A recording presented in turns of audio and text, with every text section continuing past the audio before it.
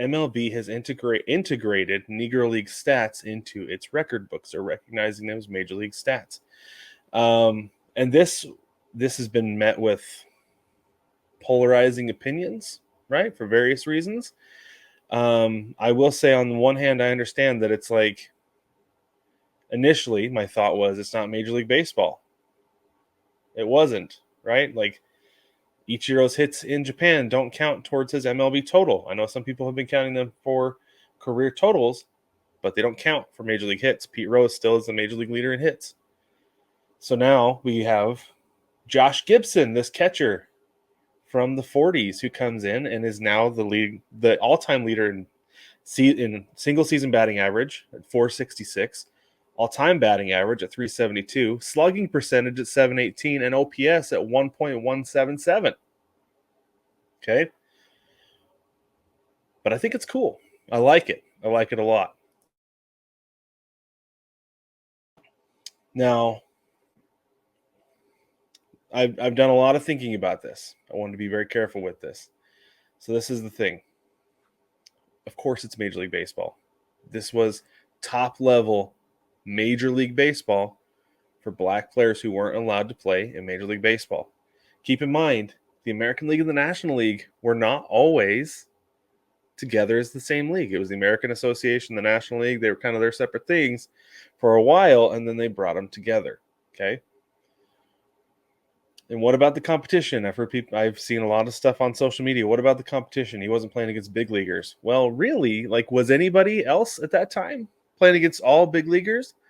Because, to be honest, there were guys playing Major League Baseball at the time who would have had their spot taken by a player in the Negro Leagues.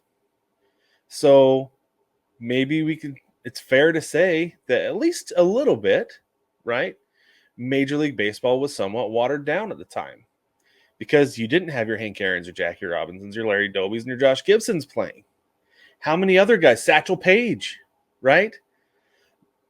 You can go, the list goes on of guys who weren't playing, and there was somebody else playing in their spot as a replacement level player, right?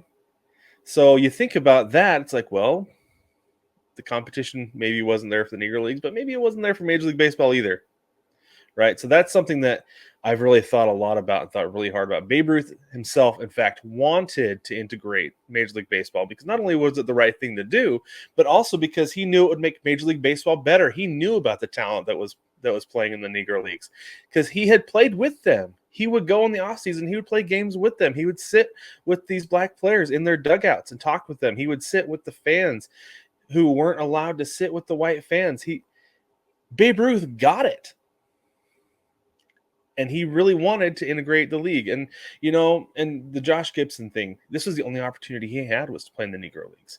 Because he passed away in January of 1947 at the age of 35, before Jackie Robinson broke the color barrier with the Brooklyn Dodgers in April of 1947. So Josh Gibson literally never got a chance.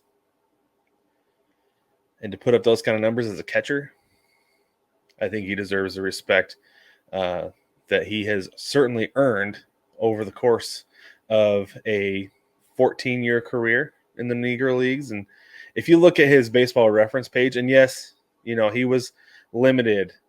He never played more than 70 games in a season. There were several he never played 50, right? Because the season was limited. But if you look at his 162 game average, 373 average,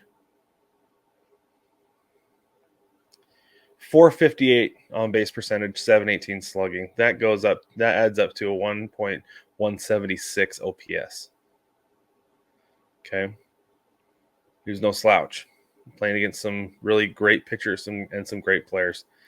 I think that Josh Gibson deserves everyone's respect for the fact that he was able to put together the career he did given his circumstances.